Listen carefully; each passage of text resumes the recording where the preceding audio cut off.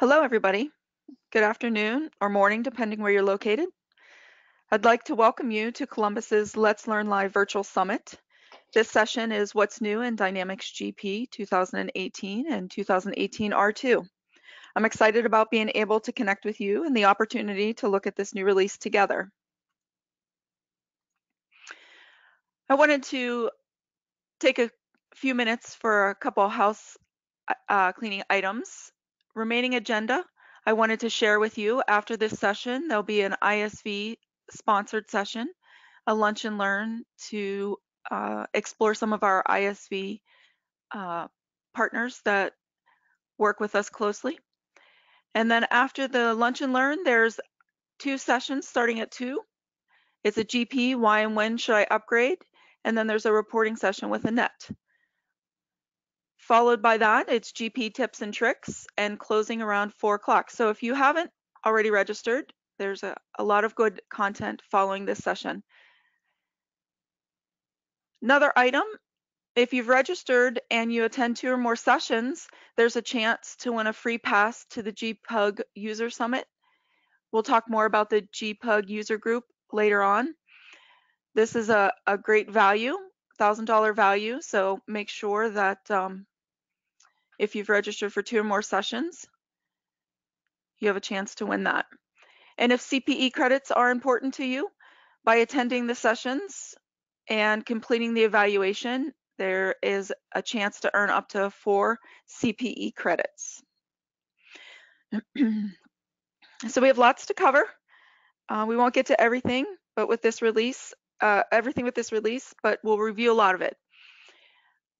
If you wanted to print the slide deck in the document sections of the GoToWebinar, there's a PDF. You could go ahead and print the slide deck. And if you have questions, Nancy Matthews is on this session with me. And so there's a question section. Be sure to go ahead and type out your question and hit send, and we'll take care of questions. A little bit about myself. I'm the Business Solutions Architect here at Columbus. I work alongside the account managers as the technical resource. Together, we can help you get the most out of your solution. So if we haven't worked together yet, I look forward to meeting you and working with you. I started my career in public accounting using the old DOS Real World accounting software.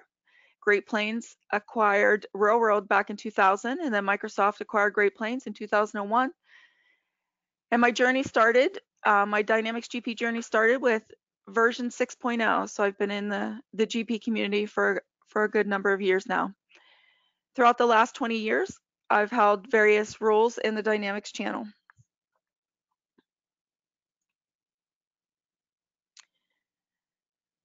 I like to share the roadmap during these presentations. Microsoft updates this roadmap as it plans out and confirms new releases. As you can see, in 2019, we're expecting a release. I think it's targeted for October of this year. Not sure if it's going to be GP 2018 R3 or if it'll be named GP 2019, but it's definitely planned for the for later in this year. Then following that, you can see in 2020 they're planning the next release. So I think you can see by this slide they're not slowing down and they have a continued commitment to the Dynamics GP community.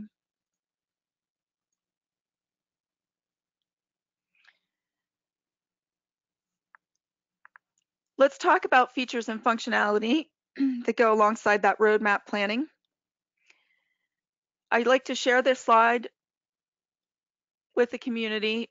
A lot of what is added for new features and functionality for future releases is a result of product suggestions made by users like yourself. You're in the solution every day, all day, so there's no better person to provide feedback to Microsoft, and they definitely listen. So I shared a link here with you. If you go over to this page, make sure, as I have circled in the drop-down, your search in Dynamics GP for any suggestions that have already been shared by other users. And if you have a new suggestion or something that you'd like to see in future releases, if you select the other circled button, suggest new ideas, there's a avenue for you to go ahead and share product suggestions. Our roadmap showed that we had 4 releases since 2016, and we have one coming for 2019. So that's a total of 5 releases. A lot of what's added in these Dynamics GP releases are features and requests by users like yourself. So make sure you navigate to this page after this session and take a look. Dynamics GP lifecycle. I like to share this slide, again showing the continued commitment from Microsoft. If you are currently on Dynamics GP 2010, you want to reach out to your account manager and schedule time with us to do some planning. That extended support will end in a little over a year. So no reason to stress, just go ahead and reach out, and we'd be happy to do some planning with you to upgrade. We know that upgrading every year sometimes isn't feasible if we have customizations, but we definitely want to make sure we do some planning for our GP 2010 users. So you can see through GP 2013 through GP 2018, Microsoft is going all the way out to 2028. So I think, again, that is a definite sign that Microsoft has a vested interest in keeping GP moving. And if you look at product roadmap, lifecycle, and product suggestions, again, throughout all 3 slides, we'll see that continued commitment. So let's talk about what version are you currently using. I'd like to share this for those of us who want to find out what version we're on and do some planning. If you navigate in your search bar to the question mark and select About Microsoft GP, it will open the version information window, and you can see what version you're on. I shared a Wikipedia link. It's a great site. It shows all the versions and the release numbers and the dates. So GP 2018 R2 was released this past October 1st, 2018. And GP 2018 was released in December of 17. So take a minute after this presentation, figure out which version you're on, and we can do some planning with you for upgrade. I shared some system requirements with you. This is a summary of what you'll need to support your Dynamics GP 2018 R2 environment. It's suggested Windows Server 2016 as a recommended version for the operating system. It will work with Server 2012. One of the highlighted items that I wanted to share with you is Windows Server 2008 is no longer supported. So if you are on an older version, GP 2013 or 15, and you're using Server 2008, we'll need to do an upgrade there as well. Same for SQL Server. They recommend SQL Server 2017. It will work with SQL Server 2014. If you are on an older version, we'll have to plan to upgrade SQL as well during your upgrade, because SQL Server 2008 and 2012 are no longer supported with GP 2018 R2. This is a big item to talk about, Microsoft Office. A lot of our IT support wants to upgrade as soon as the latest Office version comes out, so you can take advantage of the new features. One thing to keep in mind, that GP 2018 R2 is not compatible just yet with Office 2019, so you might want to share that information with your IT team. It does suggest that we use Office 2016, but Office 2013 will work as well. For the client, Windows 7 will work. It's recommended to upgrade to Windows 10. I've shared some hardware suggestions as far as processing speed, RAM, and storage. And lastly, to support your GP 2018 R2 environment, this amazing team here at Columbus. We definitely want to partner with you during this upgrade process. A little bit of information I want to share with you that collectively as a team here at Columbus, we have 765 years of combined GP experience. I think that's a huge benefit for you to take advantage in supporting your Dynamics GP environment.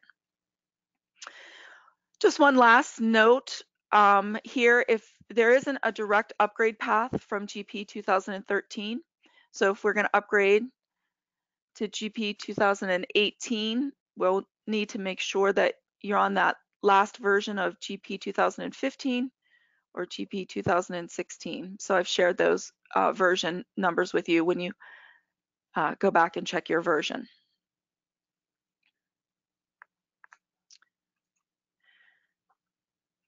With each new release, Microsoft shares a general what's new doc for each of the version releases. So I've shared the links here so that you can take a minute to review for each of these versions what's new.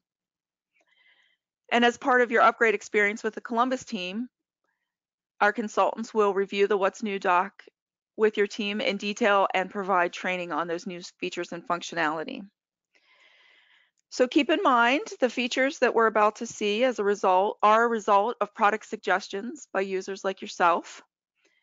And so let's go ahead and jump in and start talking through our new features. Vicky. Yes. Are you open to a question? Sure. What is meant by extended support? Microsoft has agreed to support that version for an extended period of time. So if you have an issue that comes up and you reach out to us and we're working through troubleshooting an error message or something that you've received in the software, Microsoft has guaranteed to provide extended support for each of those versions through that year they've indicated. In previous years, Microsoft would have support for so many years, but if you say you were back 5 or 6 versions, they didn't have support if an issue arose. Any other ones, Nancy? What about Office 2019 isn't compatible? Yes, so we did receive word that Microsoft 2019 is not compatible just yet with R2. They'll let us know as soon as it is. Yeah, usually things like exporting out a smart list and things like that Any connection may not necessarily work. Yep. I mean, you can definitely try it in a test environment, but that was the word we received, I think just last week. So some of the integrations to Office might not work. That's it. Okay. Thank you. All good questions. So I'm going to share and talk through the features and functionality that have been added, and we'll look at some of them together. But as not to switch back and forth a lot, we're going to go ahead and discuss them. And so let's jump into the finance enhancements. Monthly recurring batches. Users can now specify for a monthly or a bi-monthly recurring batch whether they want the batch to end on the last day of the month in payables, receivables, or inventory. This is actually a checkbox that's on the screen. In previous versions, posting would default to 30 days. So keep in mind, this is a calendar month end. So if we have a different process for month end, maybe a 433 or something like that, it wouldn't work. This is definitely just following along lines of the calendar month. Excluded items on the historical inventory trial balance report. Again, Microsoft is committed to helping us with best practices and processes. So a lot of these features you'll see them and that we're discussing is like this, in that they've added additional options to this report so you can exclude items with zero quantity or zero value. So you don't have to sort through pages of items with no detail to them. I think this next one is huge. It's a transactional level post through to the general ledger. So what this means is in the setup, there's an option to either post to the general ledger or through the general ledger. So there's a setup option. If you post to the general ledger, the transactions come over into the general ledger and there's an opportunity to review them before you post one more time to get them into your general ledger. If you select post through to the general ledger, any transactions created in your subledger would come over to the general ledger and automatically post in. There wasn't a stopping point or a holding point to review those transactions before they hit your general ledger. So what this means is if I'm in the subsidiary ledger and I don't want to batch my transactions, I want to enter one transaction and then post it, like inventory receipts per se. Prior to this addition, if you posted that transaction, it still went over to the general ledger and held there in a batch. With this new feature, if this is selected in your setup area, this inventory receipt will go straight through into the general ledger. There won't be a stopping point. So I think, again, this helps manage the postings coming from the subsidiary ledger and keep us organized. Duplicate check numbers, so we can prevent or enable the use of duplicate check numbers for more than just the payables, like it's been in the past. So this is a selection on the checkbook setup, and if it's cleared, Dynamics GP 2018 will prevent you from using duplicate check numbers when you're entering a transaction in the bank transaction entry window, miscellaneous checks, or the payroll manual check adjustment entry window. Do not display inactive checkbooks. For some of us that may have a good number of checkbooks set up in our database, we can exclude inactive checkbooks from these lookups. Makes it easier when we're sorting through our checkbooks. Lastly, there's an add to the navigation list to bulk update your master records and make them inactive or reactivate them. Again, keeping along the lines of helping us with best practices or processes, Microsoft has given us the ability to activate or reactivate a master record for accounts, checkbooks, customers, salespeople, vendors, employees, or items right from the navigation list.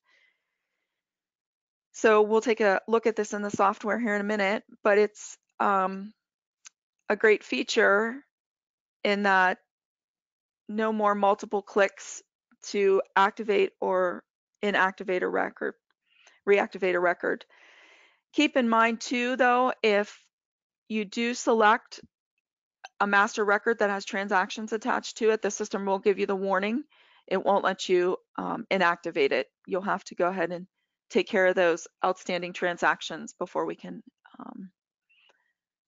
inactivate it. So let's do showtime for the financial enhancements. You'll see here on my receivables batch entry window, this checkbox circled, use the last day of the month for a monthly or a bi-monthly batch.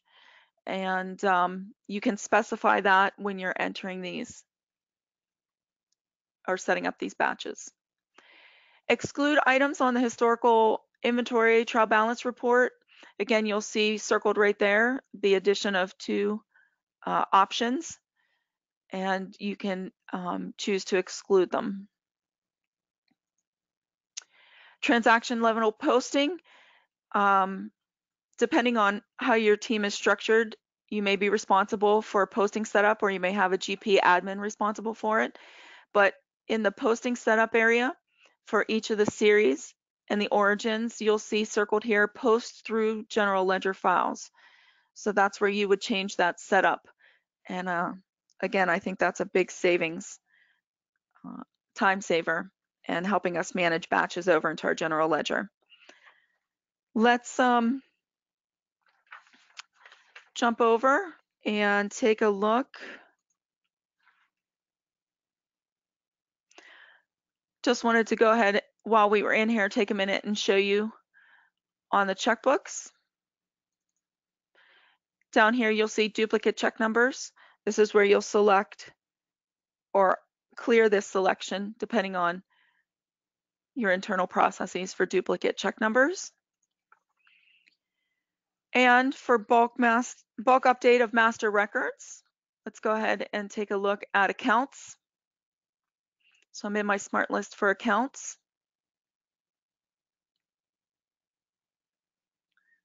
You'll notice up here the inactive and reactivate are grayed out. If I try to select my operating cash account, inactivate is now available in the toolbar. If I say inactivate, it will tell me that one failed, and I can see if I double click on that message that there is a current balance and it can't be inactivated. Same thing if we were in payroll and we wanted to go ahead and do some maintenance on our employees.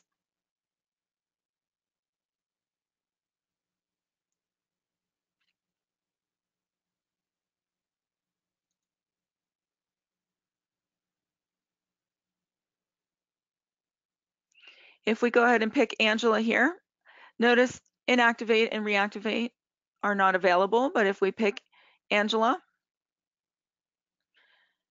and we say inactivate, it's going to open her employee maintenance window. We would have the opportunity to put in a last work date and a termination reason, but you can also see here we did receive the warning that there are active transactions for this employee, and so she can't be inactivated until those are taken care of. All right.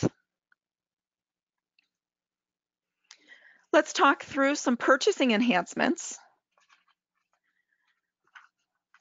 Microsoft has added in GP 2018 R2 checkbook ID defaults on your computer check batch.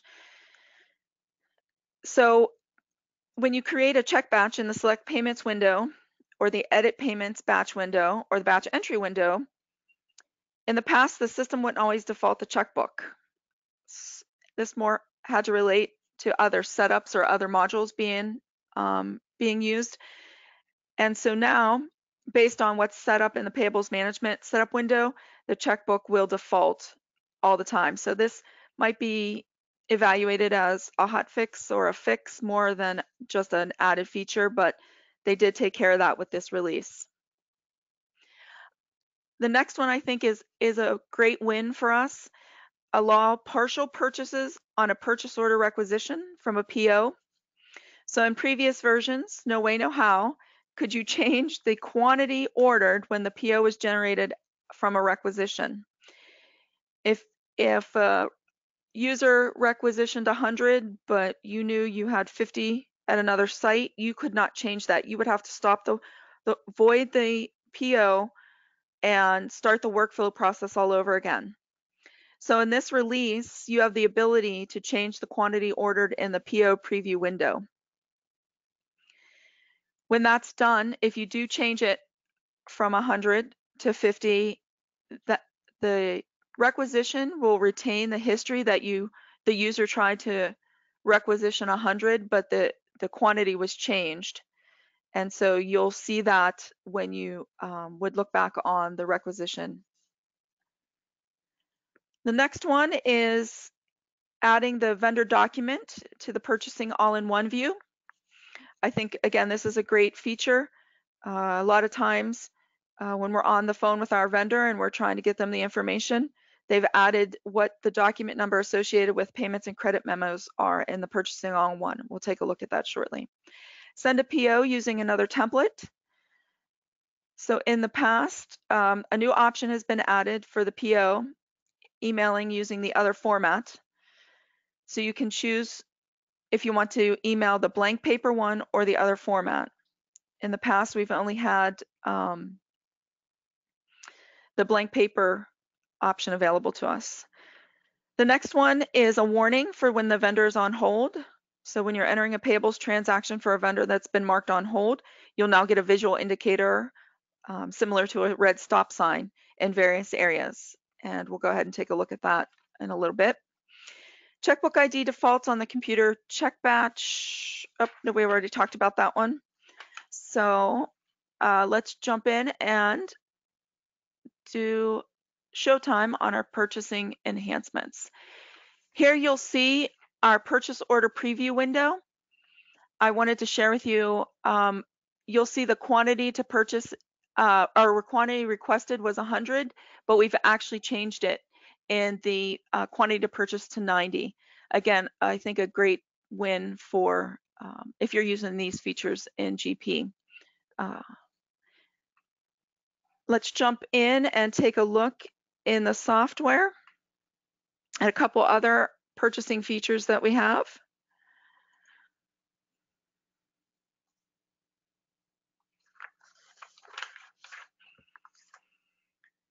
We'll go ahead and take a look at our purchasing all-in-one view. So if we come to purchasing and we go to inquiry, purchasing all-in-one, and we go ahead and select Beaumont Construction.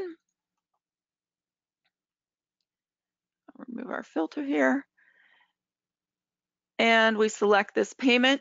You can see in the drop-down here the apply to document, and you can double-click it to get more information. Again, a great time saver when you're on the phone with your vendors and you're trying to get information fast. The other item that I wanted to show you was under vendors. If we go ahead and select Beaumont Construction and we put them on hold, we're having some administrative difficulties with them. If we go back to our purchasing all-in-one view and we pick Beaumont Construction, you'll now see that they have a red indicator or a red stop sign to show that we are having trouble with them, and we probably need to talk to somebody in the organization to get past this if we want to do transactions with them. All right, let's talk about some sales enhancements that have been added to this release.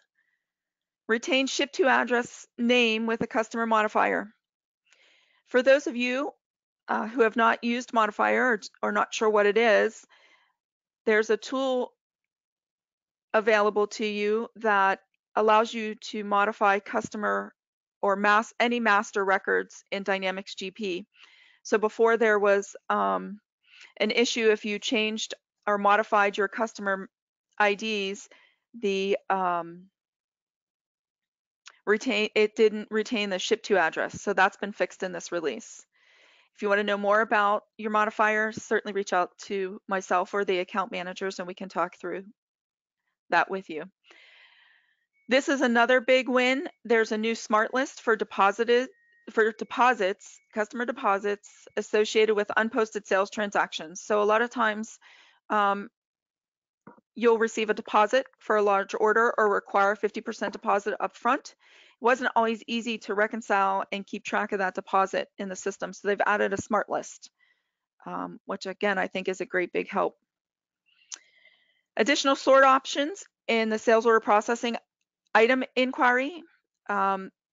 These sort options were added to other windows, I think in GP 2016, but this one was left out.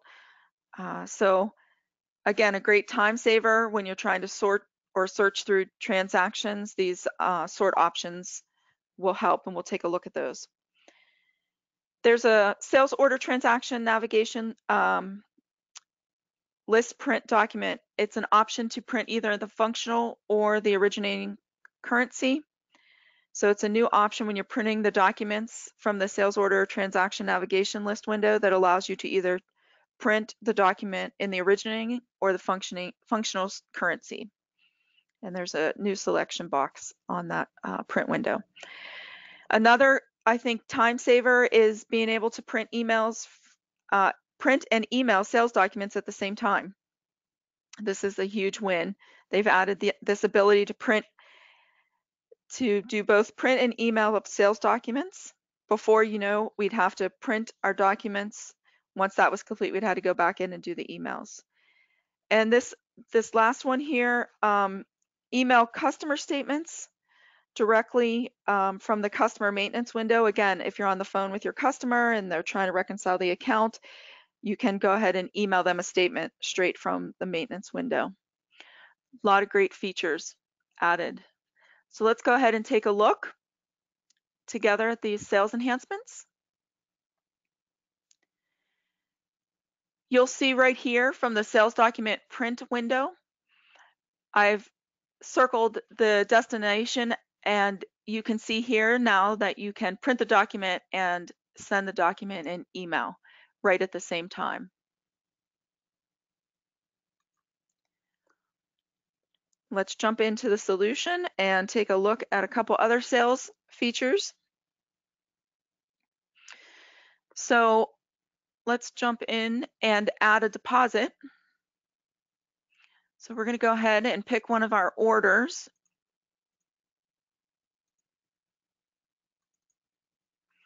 And we're going to require that this order come with an $800 deposit. And we're going to select check. We're going to do insert. Oh, looks like I've missed my check number here. And we're going to say OK. And then if we go up to our smart lists and we go into our sales transaction smart list, you'll see this deposited on an unposted sales transaction. All right, let's make sure I save that transaction.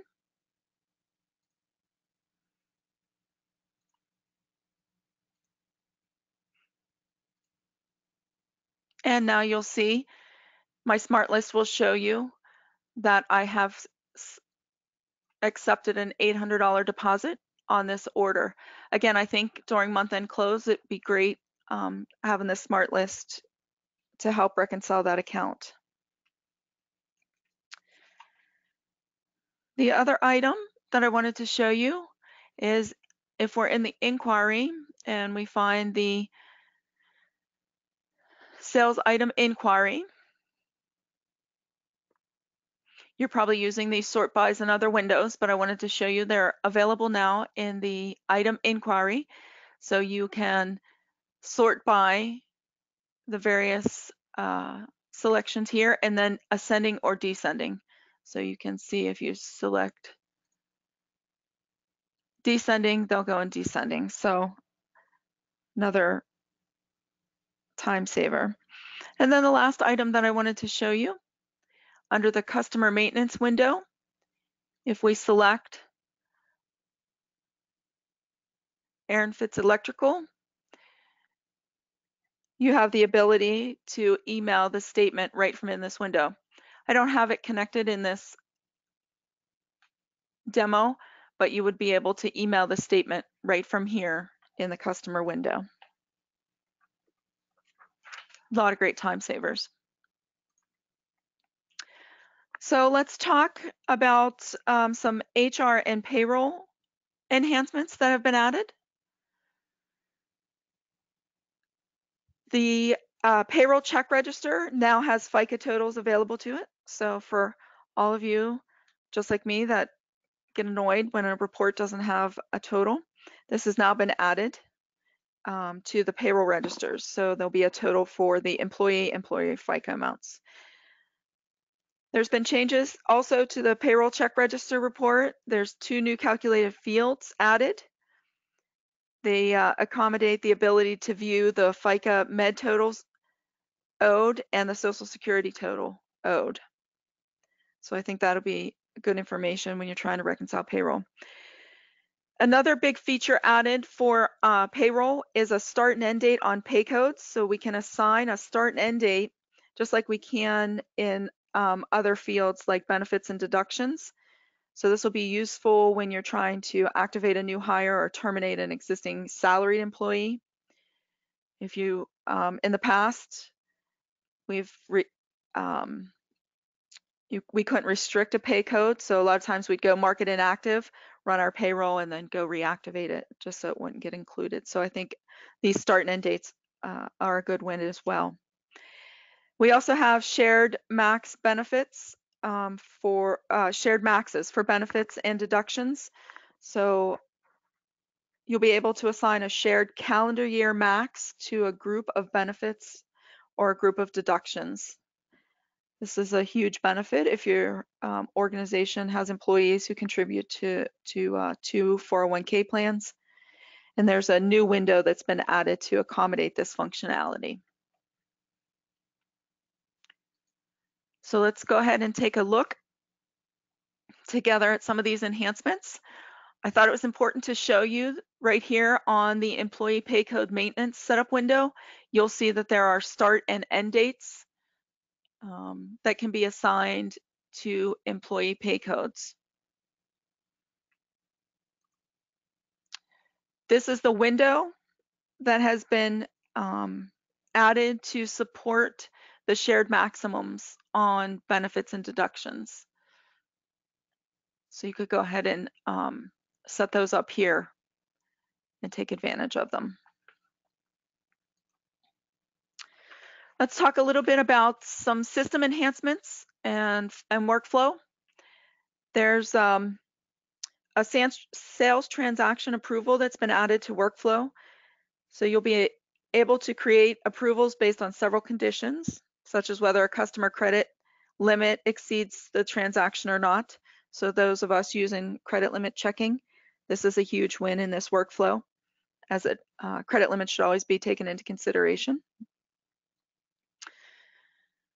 Some system enhancements, password maximum lengths has been changed. So we had a 15 character password length in prior versions. This has been increased to 21. Some of our more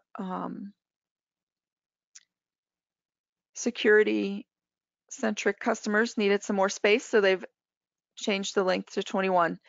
Another big one I think that is important, users can now receive a notification 7 days in advance of their password expiring. A lot of times when my password expires, I get frustrated, so now they've added a notification 7 days in advance. There's the ability to hide Business Analyzer in the navigation list for all users. So the sysadmins can now turn off this Business Analyzer that's on the homepage if you wanted to customize or manage your homepage differently. Smart List Designer favorites display in navigation lists. So now that the Smart Lists favorites that we create in the Smart List Designers, they'll appear in the Smart List favorites navigation list. And lastly, Intelligent Edge. So Microsoft continues to invest heavily in the intelligent cloud, trying to bring business intelligence, artificial intelligence, machine learning, and other cloud productivity and analytic tools to the marketplace. So with this release, GP 2018 R2, you'll notice a new tab on your homepage called Intelligent Cloud Insights. What this feature allows you to do is connect your GP on-prem to a Dynamics 365 Business Central Cloud tenant so that you can synchronize data and take advantage of insights such as customers that are late with their payments, accounts payable, vendor invoices paid late, and so forth. So let's take a look together. You'll notice here in the user setup window, there is extra space added for the password size. I also wanted to share with you the message that you'll receive as a notification 7 days prior to your password expiring. And so this is what you'll receive, and you can then go ahead and change it now. I shared some more information about the Intelligent Cloud. I think this is a great feature and bridging the gap and letting you take advantage of other computing tools. such as a Power BI or our Power Apps or Flow. There's a little bit of a cost added to sync your data to a D365 Business Central, so definitely reach out to your account managers if you have questions or further interest in seeing this. But you can see here, I shared a screenshot with you that it lets you know that you have 10 customers late with payments, 13 of your invoices weren't paid, and it shows you some inventory valuations and profitability.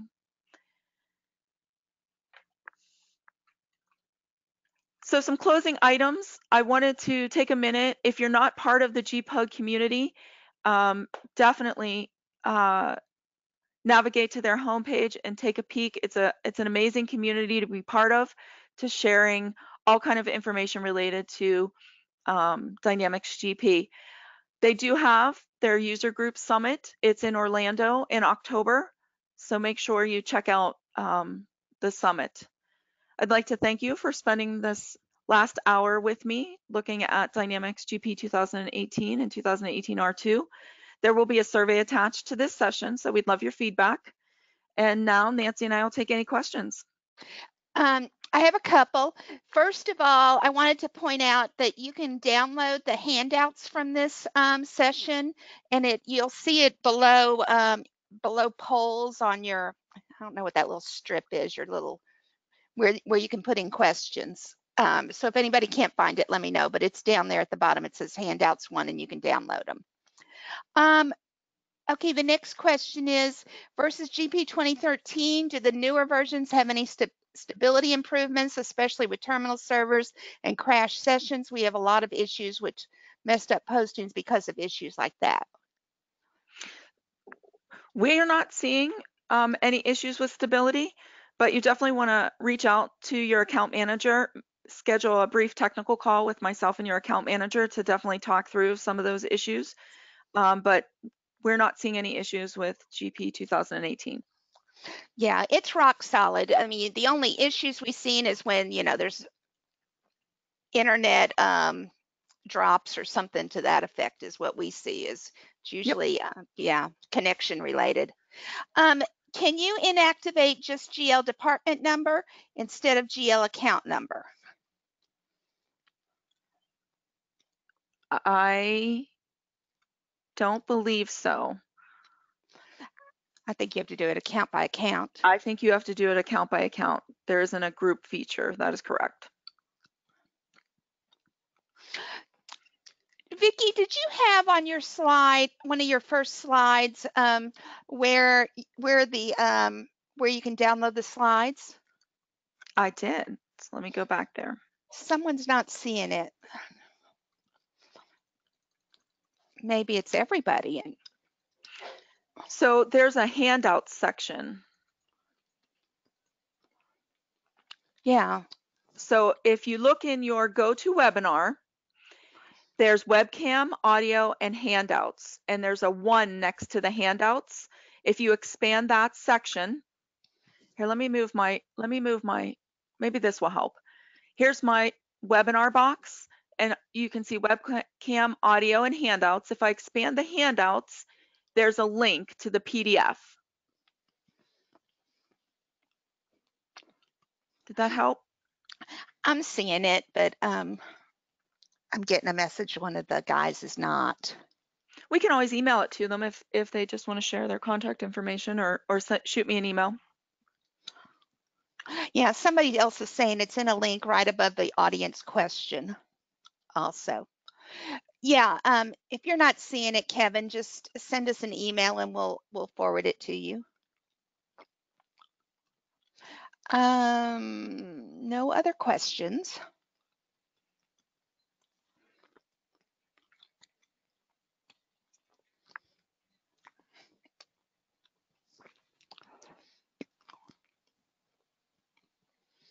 None coming up, Nance? No questions. All right.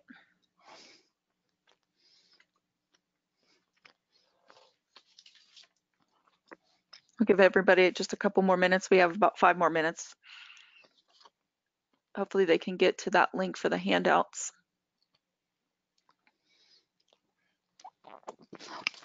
They found it, Awesome. so we're good. Okay. All right. I'll take this off.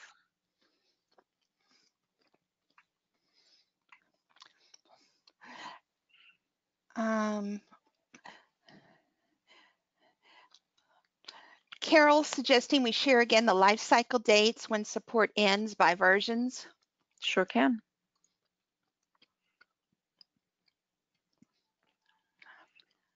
And again, to reiterate that question that was asked, mainstream means that they're updating it and fixing things. Extended support means they will support you on it, but they're not updating it. They're not making any changes. They're not updating it for any new hardware that's coming out or anything like that. Here we have another one. We are on 2013. Oops, I lost it. Are the tax updates we won't be receiving anymore only related to payroll? Payroll and 1099s, right, Nancy? So if there's any changes to the forms, Yeah, any changes to the forms? we would have to manually do our 1099s. All of the other tax rates that are put in are user defined, so the payroll tax update is the only one that's not user defined. Yep.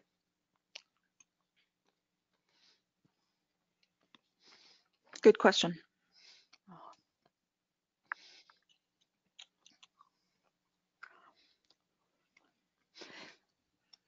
AP fixed assets and payroll after AP fixed assets and payroll after typically affected by tax compliance changes. Yeah, 1099s, payroll, and fixed assets if there's any law changes.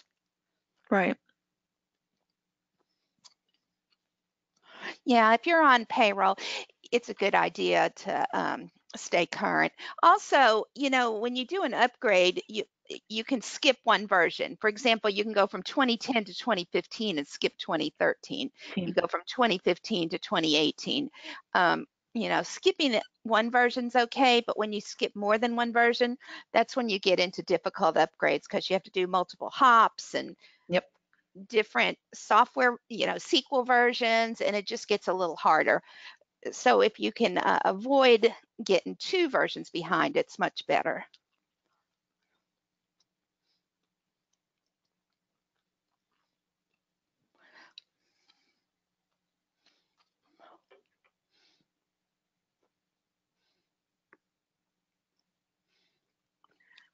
I think that one slide, Nancy, we mentioned, so there's not a direct upgrade path.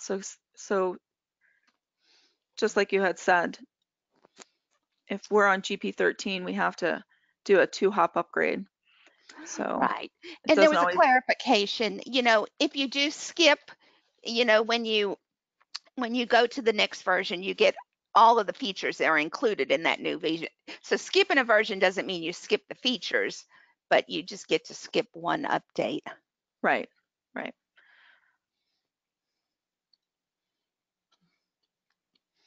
So while it saves time and money, sometimes when you get further out than one version behind, it's not ideal for the organization. Exactly.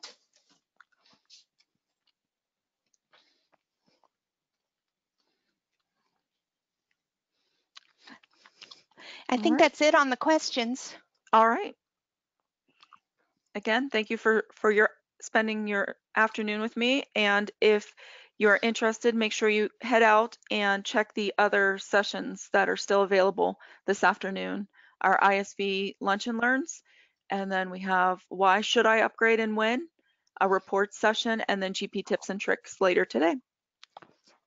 Thank you, everybody. Have a great day.